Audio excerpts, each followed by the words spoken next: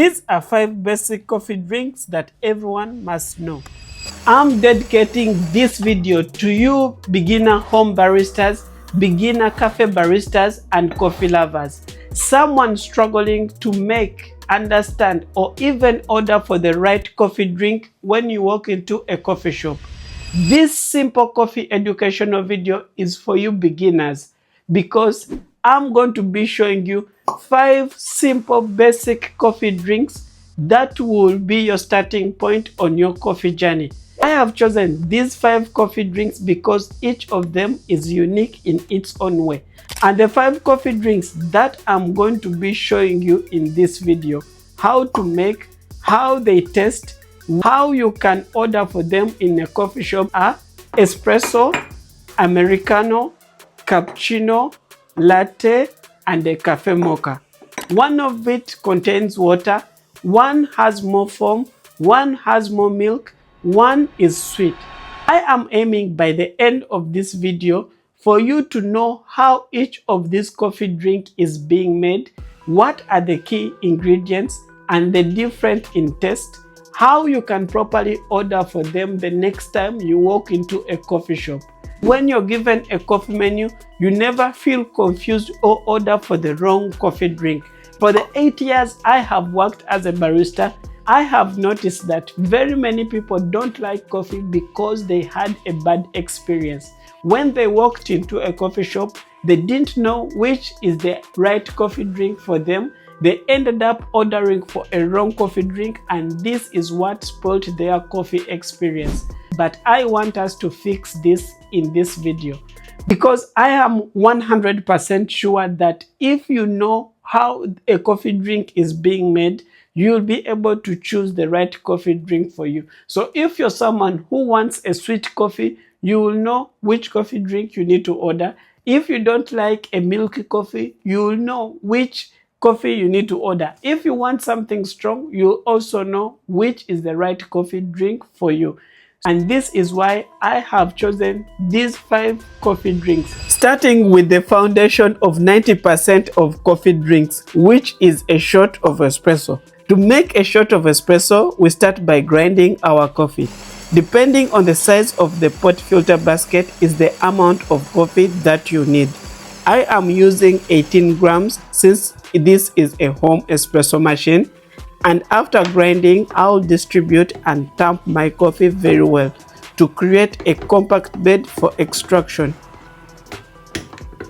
I insert the pot filter in the drop head and I'll extract 36 ml of liquid as my double shot of espresso. I multiplied 18 by 2 and I got 36 as my yield out for my shot of espresso. A shot of espresso is a small concentrated shot of coffee extracted under pressure where hot water goes through fine grinded coffee, so you end up with a liquid substance into your cup. This liquid substance is our shot of espresso, and when you drink it, it will taste strong with bold flavors and intense. If it extracted very well, it won't taste very bitter or very sour. It will be balanced. But keep in mind, if you order for a shot of espresso, you're ordering pure coffee. No added milk, no added water or sugar.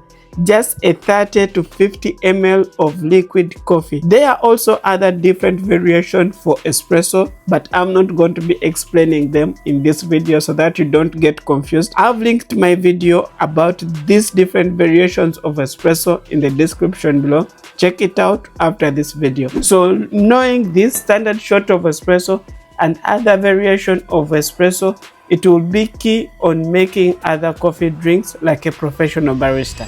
And the next coffee drink is going to be the Americano, which is the ideal coffee drink for black coffee lovers. To make Americano, you're going to start by extracting your shot of espresso. You can use a double shot of espresso as the one we made earlier, or you can use a single shot of espresso where you put 2 cups below the pulp so that you can make a single shot of espresso. After extracting your shot of espresso, then you add hot water into your espresso so that you can dilute it and make the Americano.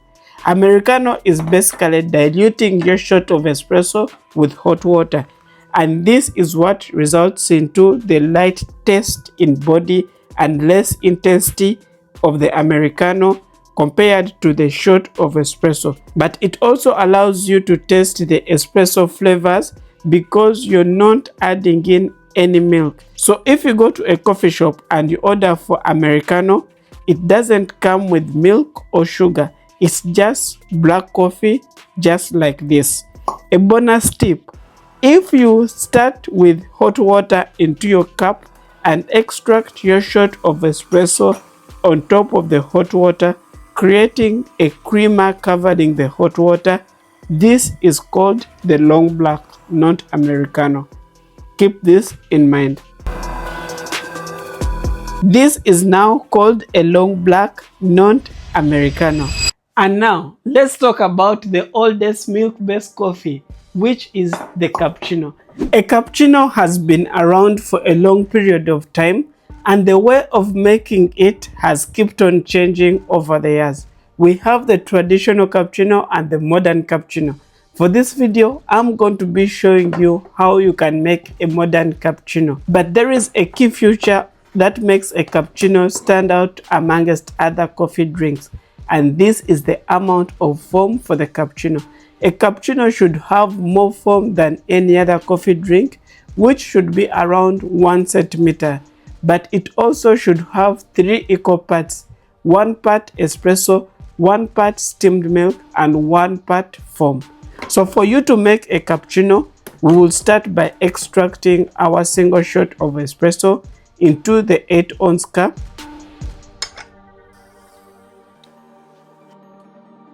Then the second step is steaming our milk. This is when you can make or fail to make a good cappuccino. And this is because the way you steam your milk is what will result into how much foam that you get. The more air that you inject into your milk is how much foam you will have for your cappuccino. You should have at least 1 centimeter of foam for your cappuccino.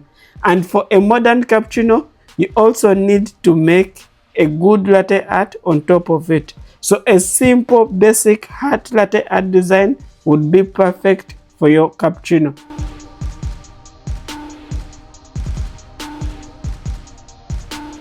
And this is how you can make a modern cappuccino. So if you order for a cappuccino in a coffee shop, expect the cappuccino to have a light and airy texture, slightly with more coffee taste and less milk compared to the latte. And now, let's make a latte so that you can see the differences between a latte and a cappuccino, because these two coffee drinks confuse a lot of beginner baristas and beginner coffee lovers. And the fourth coffee drink is going to be a latte. So a latte is one of the most popular coffee drinks in the world. It's a foundation to many more other coffee drinks like the Mocha latte, the vanilla latte, the caramel latte, and many more others.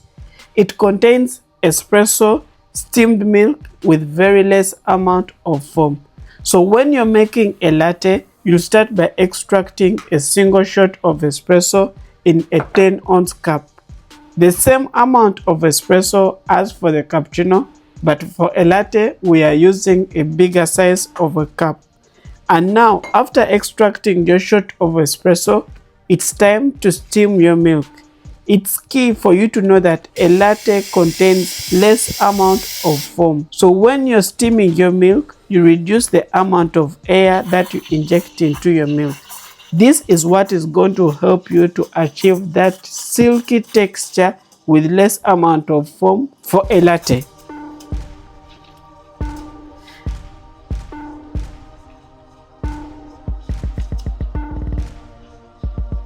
And because of this texture of milk for a latte, this is why making latte art on a latte is much easier. You can pour a good latte art on your latte.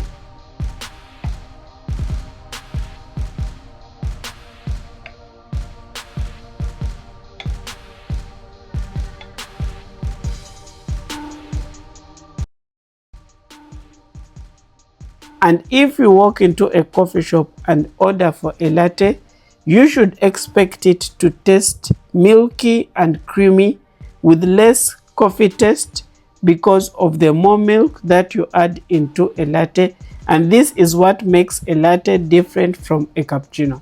And our next coffee drink is for the chocolate lovers. It's the only coffee amongst the 5 which is served already sweet, so you don't need to add sugar in your mocha latte, or call it the cafe mocha.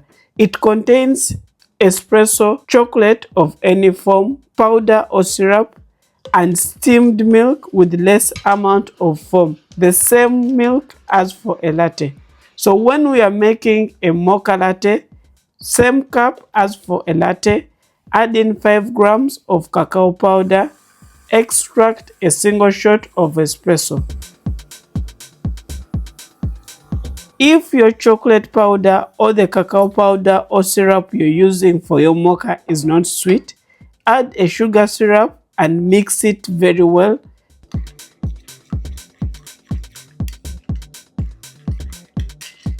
Then now it's time to steam your milk. You need the same milk texture as for a latte for the mocha latte, because a mocha latte comes from the latte. You're only adding chocolate to make a mocha latte. So when you're steaming your milk, ensure that you don't add in a lot of air into your milk so that you end up with that smooth, silky texture with less amount of foam. This texture is what is going to enable you to make a good latte art on your mocha. As a barista, you should ensure that your mocha is served sweet.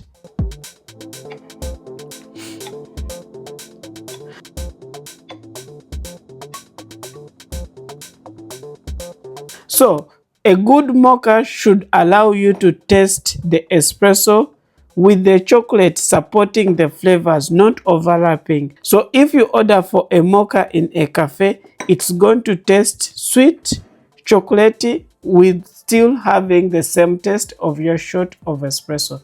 And as a bonus coffee drink for this video, it's going to be a flat white. I would like for you to watch this video next for a complete guide about making a flat white and how a flat white tastes.